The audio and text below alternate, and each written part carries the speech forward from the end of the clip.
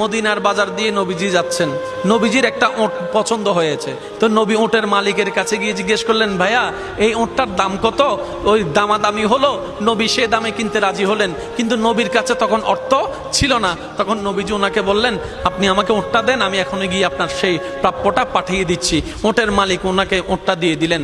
আশেপাশে যারা ওটের মালিক ছিল সবাই জিজ্ঞেস করতেছে, এই পাগলা, তুমি কি যাকে ওট দিয়েছো তাকে চিনো? বলে যে না। নাম জানো? বলে যে না। পরিচয় জানো? বলে যে না। ঠিকানা জানো? না। তো তুমি যে ওটটা দিয়ে দিলা, উনি যদি ওটার টাকাটা না ফাটায় তখন তো তুমি লসের মধ্যে চলে যাবা। সে ওটের মালিক বলে, এত সুন্দর নুরানি চেহারাওয়ালা কখনো বাটপার হতে পারে না, কখনো চিটার হতে পারে না, কখনো মিথ্যুক হতে পারে না।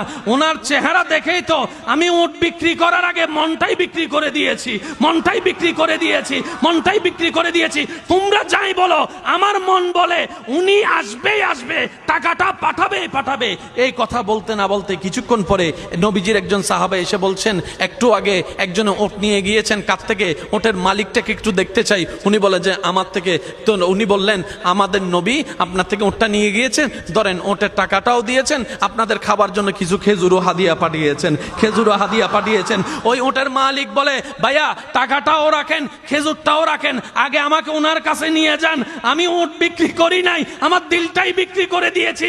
ওনার চেহারা মোবারক দেখে আমার মনটাই পাল্টাই গিয়েছে, আমি কালিমা পড়ে মুসলমান হয়ে যেতে রাজি আছি। সুবহানাল্লাহ।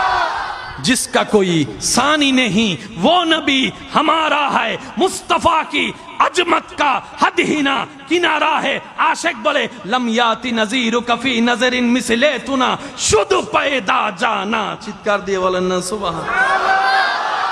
ওই নবীটা কাদের নবী? হয় নাই, সবার আওয়াজ বলেন, ওই নবীটা কাদের নবী? আমাদের কি ভাগ্য সে নবীর উম্মত হতে পেরেছে। আর একটু জোরে। প্রত্যেকটা বান্দাকে আল্লাহ জীবনে একবার সুযোগ দেয়।